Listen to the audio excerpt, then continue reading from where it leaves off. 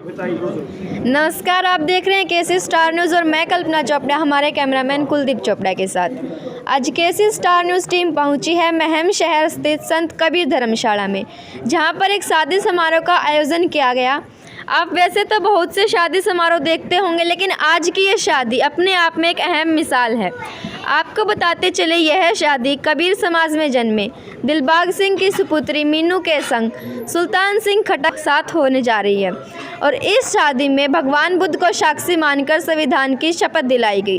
और वैसे भी आज की शादी एक अहम होगी ही, क्योंकि आज जो है देश की पहली महिला शिक्षिका सावित्रीबाई फुले जी का जन्मदिन है। करेंगे हम कुछ पल साझा। सुल्तान जी, सबसे पहले तो आपको, जैसे ये बौद्ध रीति से जो आपने विवाह किया है, इसकी हार्दिक मंगल कामनाएं। जी धन्यवाद। क्या कहना चाहोगे आप इसके बारे में?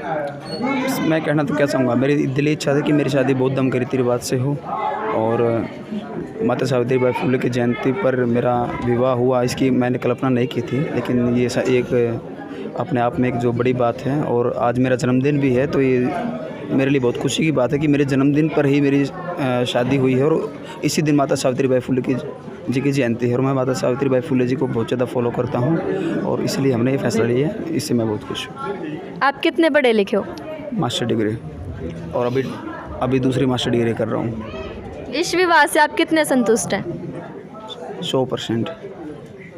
इस विवाह के द्वारा आपने जो दहेज प्रथा है उसको भी ख़त्म करने का काम किया है, उसके बारे में क्या कहना चाहोगे?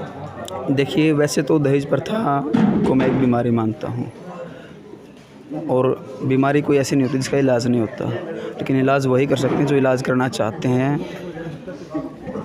तो मैंने सोचा कि कम से कम मेरी शादी में मैं दहेज ना लूँ और मैंने ऐसी कोई डिमांड नहीं की। और मैंने पहले ही बोल दिया, जब ये शादी की बातचीत चली, जब जो रिश्ते वगैरह की बात चली, रिश्ते की बात चली यहाँ इनके घर पे या हमारे घर पे, तो मेरी पहली कंडीशन यही थी मेरे घर वालों से भी और इनके घर वालों से भी कि मैं किसी प्रकार का कोई भी दहेज नहीं लूँगा और किसी भी कंडीशन पर। काफ़ी ठंड का मौसम है, आपने शादी के लिए 3 तारीख को ही क्यों चुना? माता सावित्रीबाई फुले जयंती, क्योंकि वो देश की पहली महिला टीचर है और मेरा जन्मदिन भी है।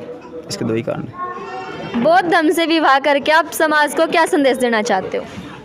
मैं बौद्ध धर्म से विवाह करके समाज को ये संदेश देना चाहता हूँ, जो कि हम विभिन्न तरह के पाखंड में, कुरीतियों में जो उलझे हुए हैं कि अगर ये रस्म नहीं की तो ये हो जाएगा, ये रस्म नहीं की तो वो हो जाए। ऐसा कुछ नहीं होता। मैंने मेरे घर पे बहुत सारी रस्में नहीं की, बहुत सारे काम नहीं किए, लगभग सभी नहीं किए। सब ठीक ठाक है। आपके साथ पास बैठा हूँ। मीनू जी, आपको बौद्ध धर्म से विवाह करने पर केसी स्टार न्यूज़ के हार्दिक मंगल कामनाएं। धन्यवाद। आपके शादी विवाह हुआ है जो आपने बौद्ध धर्म से विवाह किया है, इसके बारे में क्या कहना चाहोगे? मैं ये कहना चाहती हूँ, हाँ, इससे मैंने एक नई शुरुआत की है अपने नए जीवन की। कितना पढ़े लिखे हो आप? मैं 12th किया है मैंने। क्या दोनों पक्ष इस विवाह से संतुष्ट हैं? हाँ, दोनों पक्ष संतुष्ट हैं। आप क्या समझाना चाहोगे समाज को?